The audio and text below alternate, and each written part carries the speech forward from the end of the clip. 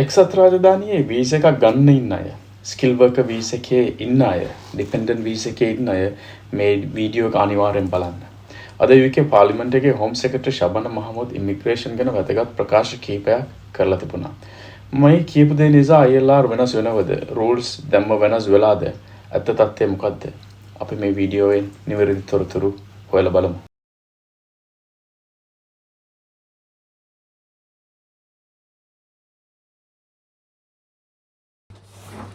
ඉතින් වෙනද වගේම තාමත් ආදරෙන් මගේ යාළුවෝ ටික හැමෝම වාගේ මගේ අපි හැමෝගෙම YouTube channel එකට Cellbreaks YouTube channel එකට මම පිළිගන්නවා.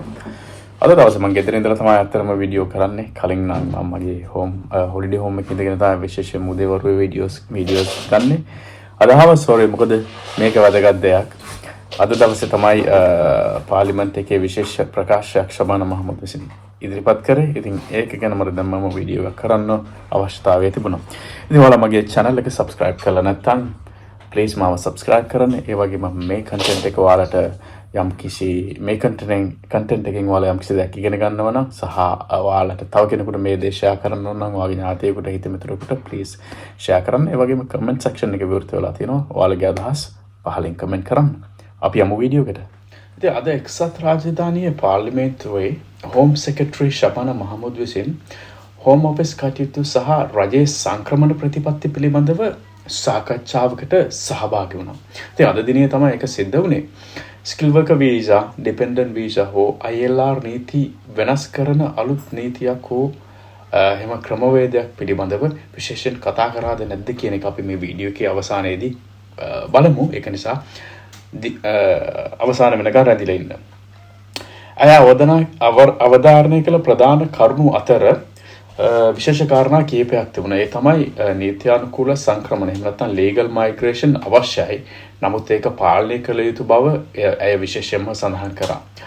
ඉතින් ශබානා සඳහන් කළේ බ්‍රිතාන්‍ය ආර්ථිකයට අවශ්‍ය ස්කිල් වර්කර්ස්ලා එහෙම නැත්නම් කුසලතාවක් සහිත පුද්ගලයන්ට නීත්‍යානුකූල මාර්ග තවදුරටත් පවත්වාගෙන යා යුතු බව ඇය ඉතාමත් පැහැදිලිව සඳහන් කරා.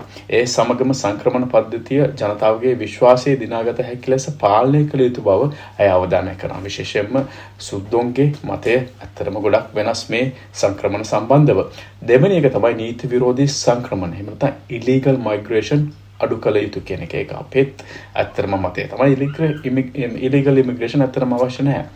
ඇගේ ප්‍රධාන අවධානය යොමු වුණේ ඉංග්‍රීසි channel හරහා එහෙම නැත්නම් බෝට් වලින් එහෙම නැත්නම් නීති විරෝධී විදිහට එක්සත් රාජධානියට පැමිණෙන පුද්ගලයන් එහෙම නැත්නම් සංඛ්‍යාව අඩු කිරීම සහ දේශ සීමා ආරක්ෂාව ශක්තිමත් කිරීම සහ UK හි රැඳී සිටින නීතිමය අයිතියක් නොමැති අය ඉක්මනින් ඉවත් කිරීම පිළිබඳව තමයි ඒකේ දෙවනි මතය වුණේ.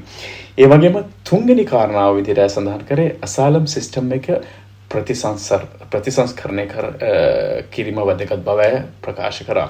ඇය පවසන්නේ දැනට පවතින asylum පද්ධතිය, asylum වීසා එහෙම නැත්නම් නීතිමය පැත්ත අධික වියදම් හේතුවෙන් ප්‍රතිසංස්කරණය කළ යුතු බව ඇය සඳහන් කරා. විශේෂයෙන්ම දන්නවනේ ඉතින් asylum seekersලාම ගොඩක් ඒගොල්ලොන්ට දෙන්න ඕන. අසාර්ථක asylum ආයුධපත් වේගයෙන් ඒ කියන්නේ අසාර්ථක වෙච්ච ඇප්ලිකේෂන්ස් අයින් කරලා දාලා ඒගොල්ලෝ පිටත් කරන්න එක තමයි ඒගොල්ලොන්ගේ එයාගේ ප්‍රධාන තවත් කාරණාවක් වෙන්නේ. අනිත් කාරණාව තමයි වයස තහවුරු කිරීමට පරීක්ෂණ දැඩි කිරීම. ඒක තවත් කාරණාවක් වුණා. අනිත් එක තමයි asylum පද්ධතිය ආයුතු මේ කියන්නේ asylum system එක ආයුතු ලෙස පාවිච්චි කිරීම ගොඩාක් දුරට නතර කිරීම පිළිබඳව එයාගේ අවධානය යොමු වුණා. ඊට අමතරව හතරවෙනි කාරණා තමයි safeguarding පිළිබඳව අයිත් තවදුරටත් පැහැදිලි කරේ. සැබෑ ආරක්ෂාව අවශ්‍ය සරණාගතයන් සඳහා community sponsorship එහෙම නැත්නම් අධ්‍යාපන සේවා මත පදනම් වූ නීත්‍යානුකූල මාර්ග පුළුල් කිරීමේ සලසුම පවතින බව විශේෂයෙන්ම සඳහන් කරා. ඉතින් මේකින් වැදගත්ම දේ තමයි ස්කිල් වර්කර් වීසා සහ ILR සඳහා මෙහි බලපෑම කුමක්ද කියන එක පිළිබඳව විශේෂයෙන්ම අද සාකච්ඡාවට පත් වුණාද. අද පැවති සාකච්ඡාවෙන් දැනට UK හි ස්කිල් වර්කර් වීසා හෝ ඩිපෙන්ඩන්ට් වීසා මත සිටින පුද්ගලයන්ට වහාම බලපාන නව නීති ප්‍රකාශයට ඇත්තටම පත් කළේ නැහැ. ඉතින් කෙසේ වෙතත් රජය earn settlement එහෙම නැත්නම් අර උපයාගත් settlement තත්ත්වය ලෙස හඳුන්වන නව settlement scheme එක ILR ක්‍රමය පිළිබඳ තවදුරටත් වැඩ කරමින් සිටින බව ඇය බොහොම පැහැදිලිව සඳහන් කරා. එය නීතියක් වීමට පෙර පාර්ලිමේන්තු ක්‍රියාවලිය සහ වැඩිදුර තීරණ අවශ්‍ය බව විශේෂයෙන්ම අද සඳහන් කරා. අවසාන වශයෙන් අද පැවති පාර්ලිමේන්තු සාකච්ඡාවේ ප්‍රධාන පණිවිඩය වුණේ legal migration පවත්වාගෙන යාම. ඒ කියන්නේ මේ හිටන ස්කිල් වර්කර්ස්ලා වගේ අය ඒ නිසියාකාරව විදිහට පවත්වාගෙන යාම විශේෂයෙන්ම සාකච්ඡාවට ලක් වුණා. අනිත් එක තමයි illegal migration දැඩි ලෙස පාලනය කරන්න ඒගොල්ලෝ තීරණය කරා. තුන්වෙනි කාරණාව තමයි asylum system එක ප්‍රතිසංස්කරණය කරන්න සාකච්ඡාවට බඳුන් වුණා. දැනට පවතින ස්කිල් වර්කර් සහ ඩිපෙන්ඩන්ට් වීසා නීතිවලට අද සිට බලපාන වෙනසක් නැහැ කියන එක තමයි ඇත්තටම අද සාකච්ඡාවේදී අපිට හැඟුණු කාරණාව වෙන්නේ.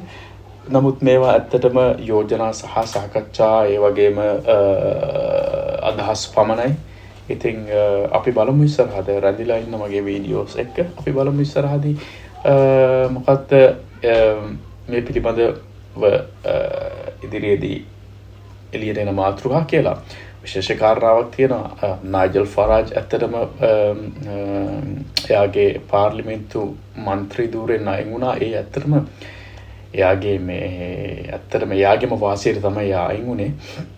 මොකද ඔයා දන්නවා එයාගේ දේශපාලන ප්‍රතිපත්තිය ඇත්තටම කවුරුත් ඉමිග්‍රන්ට්ස්ලා සහ මෙහි